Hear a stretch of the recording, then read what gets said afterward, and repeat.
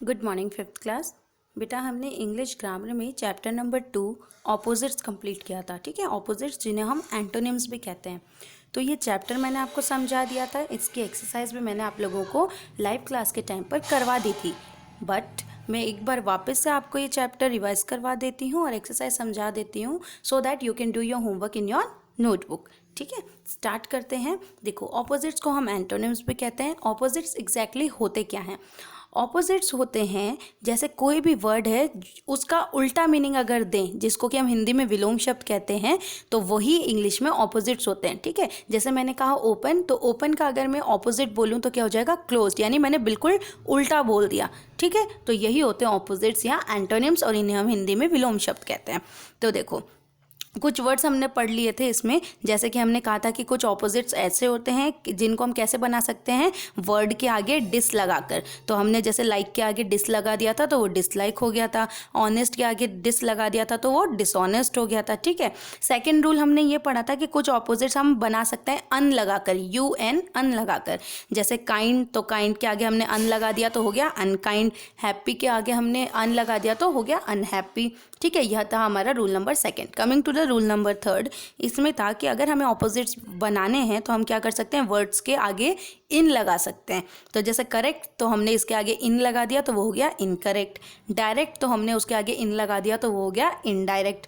ठीक है, now rule number 4 हमारा था कि अगर हमें किसी वर्ड का ऑपोजिट बनाना है तो हम उस वर्ड के आगे मिस लगा सकते हैं।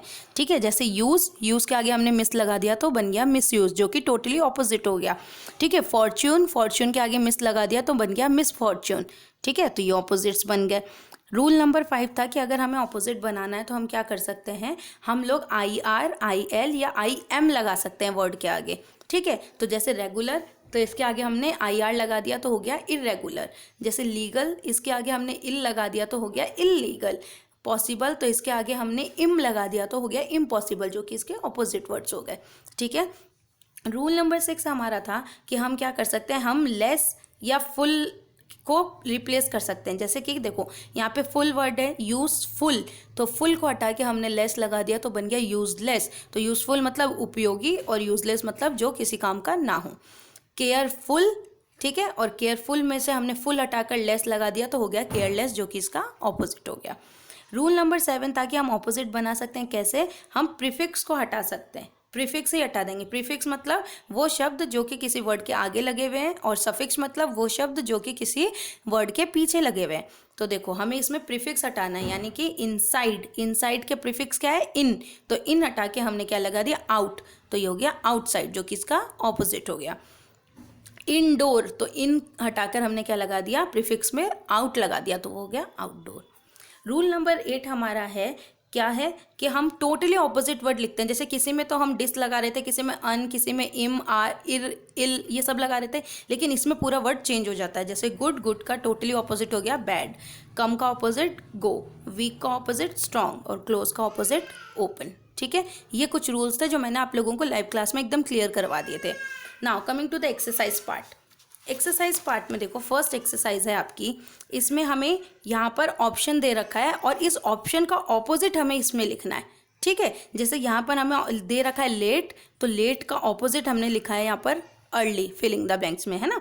केयरलेसली, तो लेस, यहाँ पे लेस है तो हम इसकी जगह ऑपोजिट क्या कर सकते हैं? फुल, तो क्या हो जाएगा? केयरफुली। बिग, इसमें टोटली वर्ड चेंज हो जाएगा, बिग का क्या हो जाएगा? स्मॉल। लाउड का क्वाइट, बैड का गुड, और फ्यू का मैनी, है ना। ठीक उसी तरह इसमें देखिए, स्पेंड का अर्न, इंक्रीज का रिड्यूस, लॉस्ट का फाउंड, और हॉट का कोल्ड। ठीक है, वैसे ही देखो इसमें एवरीथिंग का ऑपोजिट नथिंग, मैनी का फ्यू, वेट मतलब गीला, और इसका ऑपोजिट हो जाएगा ड्राई मतलब सूखा। शॉर्ट का ऑपोजिट क्या हो जाएगा? शॉर्ट मतलब छोटा, तो उसका ऑपोजिट हो जाएगा लॉन्ग। डिसलॉयल मतलब जो लॉयल नहीं हो। लॉयल मतलब क्या होता है? जो वफादार होता है उसको हम लॉयल कहते हैं, जो वफादार नहीं होता है उसको डिसलॉयल कहते हैं। तो यहाँ पे डिसलॉयल लिखा है तो इसका ऑपोजिट हो जाएगा लॉयल मतलब वफादार। ओपन यानी खुला, उसका ऑपोजिट हो जाएगा क्लोज। हेटेड का ऑपोजिट लव, है ना, लव का ऑपोजिट हेट। फास्ट का ऑपोजिट स्लो, ठीक है, फास्ट मतलब जल्दी, स्लो मतलब धीरे। इवनिंग मतलब शाम, तो उसका ऑपोजिट हो जाएगा मॉर्निंग मतलब सुबह। ईजी यानी आसान, उसका ऑपोजिट हो जाएगा डिफ़िकल्ट। ठीक है, तो इस तरह हम लोग फिलिंग द ब्लैंक्स में ऑपोजिट्स लिखेंगे। इसके बाद देखिए यहाँ पर हम लोगों को अंडरलाइन करके वर्ड दे रखे हैं और उस अंडरलाइन किए हुए वर्ड का ऑपोजिट हमें इसमें यहाँ पर लिखना है। ठीक है, जैसे देखो यहाँ पर लिखा है लाई, तो लाई का ऑपोजिट ट्रूथ। लाई मतलब झूठ, तो उसका ऑपोजिट क्या हो जाएगा सच। यहाँ पे बैड यानी बुरा, उसका ऑपोजिट गुड। डर्टी मतलब गंदा, उसका ऑपोजिट क्लीन। गर्ल्स, गर्ल्स का ऑपोजिट बॉयज़। और मैन का ऑपोजिट विमेन। ठीक है, तो इस तरह ऑपोजिट्स हमें करना है। यहाँ पर हमें ब्रैकेट्स में ऑपोजिट, ब्रैकेट में वर्ड्स दे रखे थे जिसका ऑपोजिट हमें करना था। यहाँ पर हमें अंडरलाइन करके वर्ड दे रखा है जिसका ऑपोजिट हमें फिलिंग द ब्लैंक्स में लिखना है। तो ये हुआ हमारा exercise 1, 2 and 3। Now next exercise में हमारा देखिए यहाँ पर है एक्सरसाइज नंबर 4। अब इसमें क्या कर रखा है, इसमें हमें 2 वर्ड्स दे रखे हैं और हमें सेंटेंस पढ़ के बताना है कि इसमें कौन सा करेक्ट वर्ड है जो कि आएगा। A pair of opposite word is given in the bracket against each of the sentence below.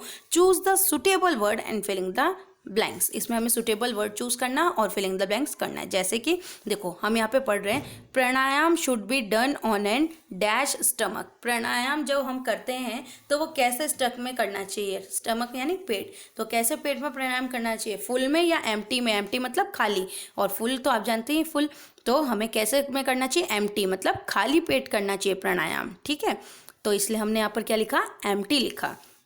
Seat dash on the mat, बैठो मैट पर कैसे, नॉइजली आवाज़ कर करके या कामली आराम से शांति से, तो क्या आएगा कामली। तो ऐसे हमें सेंटेंस पढ़ के इसको करना होगा, है ना।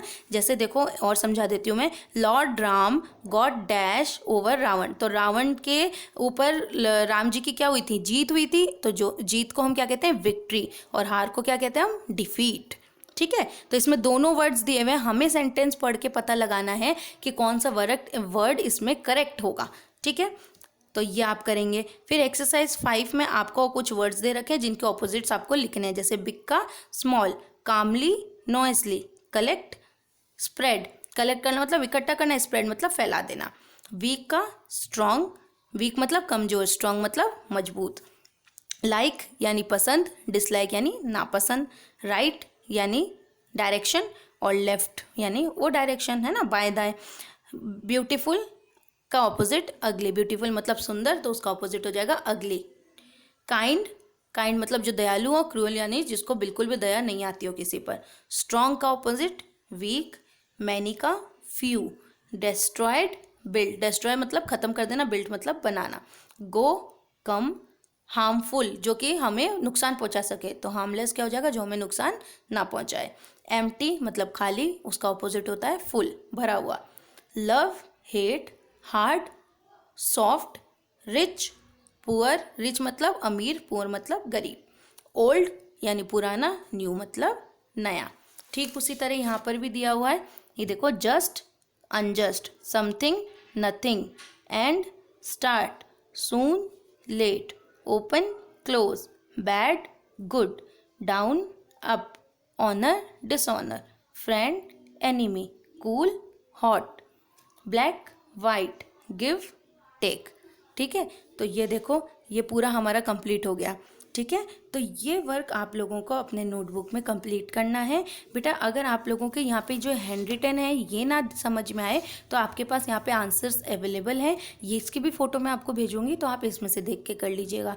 ठीक है, वैसे मैंने PDF एकदम क्लियरली भेजा है, फिर भी कोई प्रॉब्लम हो तो आप मुझसे पूछ लीजिएगा। ये ऑपोजिट्स आपको लर्न करने बेटा, ये पूरे एक्सरसाइज 1 to 5 आपको लर्न करके रखना है। ठीक है, कोई प्रॉब्लम आए, किसी वर्ड का मीनिंग आपको समझ नहीं आया तो मुझसे पूछ लेना, मैं आपको बता दूंगी। ठीक है, ये पूरा वर्क अपने नोटबुक में कंप्लीट कर लीजिएगा, एक्सरसाइज 1 to एक्सरसाइज नंबर 5। ठीक है, मिलते हैं अपने नेक्स्ट क्लास में, बाय।